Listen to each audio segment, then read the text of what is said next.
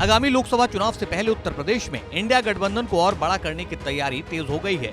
अभी बुधवार को ही कांग्रेस और सपा के बीच गठबंधन तय हो गया, जिसके बाद अब कुछ और दलों को गठबंधन में जोड़ने की तैयारी है।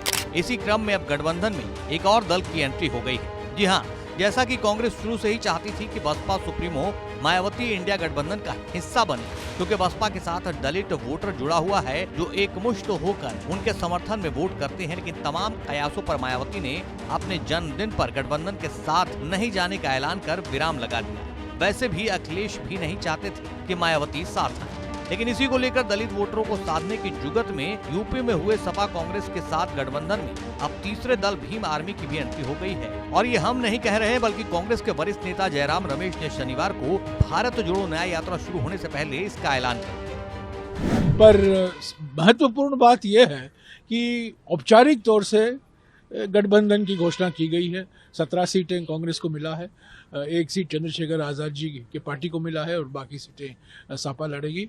और समय लगा अंतिम रूप देने के लिए, हमें कुछ लेना पड़ा, हमें कुछ देना पड़ा, तो कुछ कॉम्प्रोमाइज का यही है ना।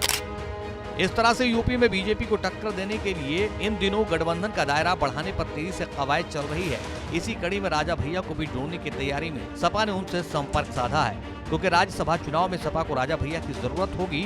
वहीं मिशन 80 पर जुटे गठबंधन दल के साथ ही रविवार को आगरा में एक साथ नजर आ सकते हैं, यानी कि राहुल की यात्रा में अखिलेश शामिल हो सकते हैं, जिस पर खुद अखिलेश ने जाने का ऐलान किया था। बता दें, अभी तक गठबंधन दलों में सपा ने 31 उम्मीदवारों का ऐलान कर दिया है, जबकि कांग्रेस की लिस्ट अभी सामने नहीं आई है और अब एक सीट पर भीम आर्मी चीफ चंद्रशेखर के खाते में आ गई है।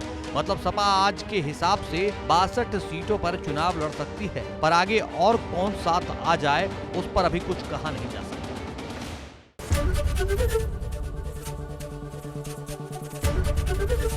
एबीपी गंगा, खबर आपकी, जुबान आपकी।